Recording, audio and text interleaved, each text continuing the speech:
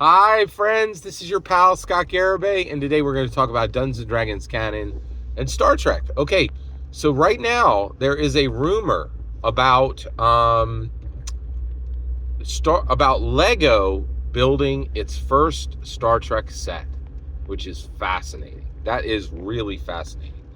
Now, the important part of this for Dungeon Masters and Dragon Masters is this would bring wait for it.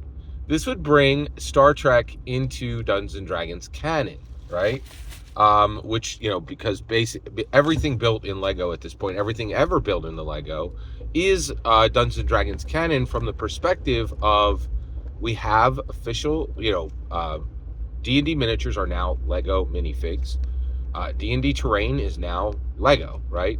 And every piece of Lego has been built to scale to work with the Dungeons and Dragons canon miniatures and terrain, right? Okay, so that would bring them all into the same world, literally all into the same canon, the same way Magic the Gathering embraces every card into Dungeons and Dragons canon, in my humble opinion, right? So is this exciting? No, not actually. I got something for you. Star Trek is already in Dungeons and Dragons canon.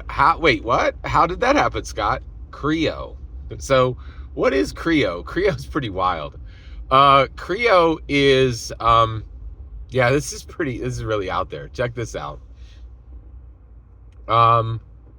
So Creo is, it's not fake Lego. That's the wrong, it's an analog of Lego. Now, let me be very clear. I would say 99.9% of all Lego fans never touch fake Lego or analogs to Lego. They never use these things. Most Lego fans consider Creo or any of these alternates to Lego as completely disgusting.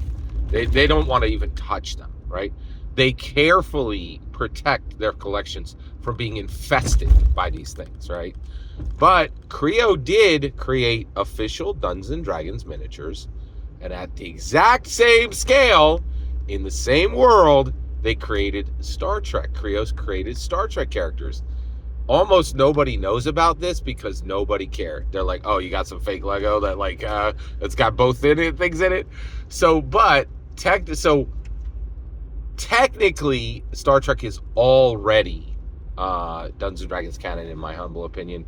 But functionally, it's not, because most Lego collectors would never touch Creo with even the slightest part of their pinky. They go, ew, right? But that is interesting, right?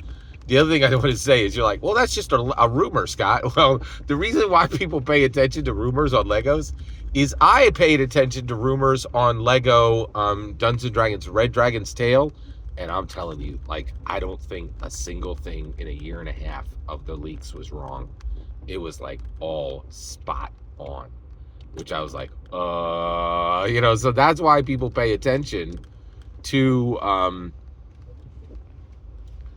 Lego rumor, because it's almost always right. It's kind of, in my humble opinion.